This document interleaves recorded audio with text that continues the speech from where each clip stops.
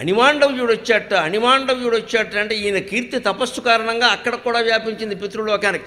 అణిమాండవ్యుడు ఎవరు? ఆయన మాండవ్యుడు కదా అన్నాడు. ఆయనకి తెలియదు పాపం. ఆయన మాండవ్యుడు కదా, ఈ అణి నీకోసమేనయ్యా, వస్తాడు, ఆనబేడ సర్దుకో అని చెప్పారు. ఆయన వెళ్ళి అడిగాడు స్పష్టంగా, నాకెందుకు వేశారు ఈ శిక్ష? ఏదో జన్మాంతరంలో నేను ఘోరమో నేరమో చేయకపోతే నాకు ఇది పడదు, కేవలం రాజు అజ్ఞానం కారణంగా పడిందని నేను అనుకోవటంలా, నాకు చెప్పండి అన్నాడు. యమధర్మరాజు కంగారు పడి చిత్రగుప్త అని బెల్ల నొక్కాడు. వాడు వచ్చాడు. డేరీతి అన్నాడు.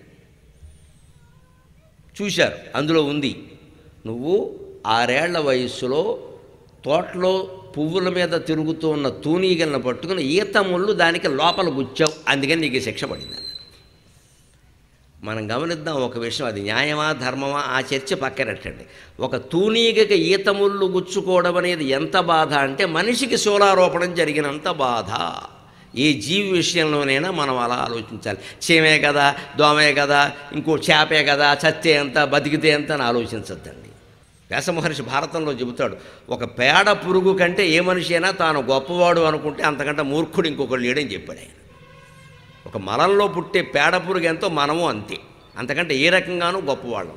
మనకున్న ఆనందాలు దానికి ఉన్నాయి, మనకున్న భోగాలు అది అనుభవిస్తోంది, మనకున్న ఆహారం దానికి ఉంది, మనకున్న రాగద్వేషాలు దానికి ఉన్నాయి.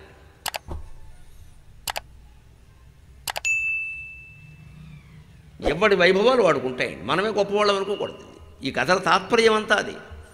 తూనీగని గుచ్చాబయ్య కింద నుంచి అది వెలవెల్లాడి చచ్చిపోయింది అంటే మాండవ్యుడు కూడా ఒక క్షణం దీర్ఘంగా నిట్టూర్చాడు. నిజమే, నేను ఒప్పుకుంటున్నాను, తప్పే. కానీ యమధర్మరాజా, నీ ధర్మశాస్త్రాన్ని తిరగరాసుకో. నా వయస్సు ఎంత? 6 ఏళ్ళు అని చెప్పావు. 10 ఏళ్ల వరకు పిల్లలు చేసిన తప్పులకు శిక్షలు తల్లిదండ్రులకు పడాలి, పిల్లలకు పడకూడదన్నాడు. మనం కూడా గుర్తుపెట్టుకోవాలి. 10 ఏళ్ల లోపు పిల్లలు ఏ తప్పు చేసినా ఆ బాధ్యత పూర్తిగా తల్లిదండ్రులది. ప్రభుత్వాలు చట్టాలు వేయకపోయినా యముడు వేసేస్తాడు. అంటే మనం ఏం చేస్తున్నాం విచిత్రంగా, బాధ్యత వహించవలసిన 10 ఏళ్లలో సంపూర్ణమైన బాధ్యత వహించట్లా. పిల్లలు తప్పులు చేశారంటే స్కూల్లో వాళ్ళు చూసుకోవాలండి, ఎందుకు చూస్తారమ్మా వాళ్ళు, మనమే చూసుకోవాలి. ధర్మశాస్త్రంలో పిల్లలు తప్పులు చేస్తే తల్లిదండ్రులది బాధ్యత అన్నారు కానీ ఉపాధ్యాయులది బాధ్యత అని చెప్పరా.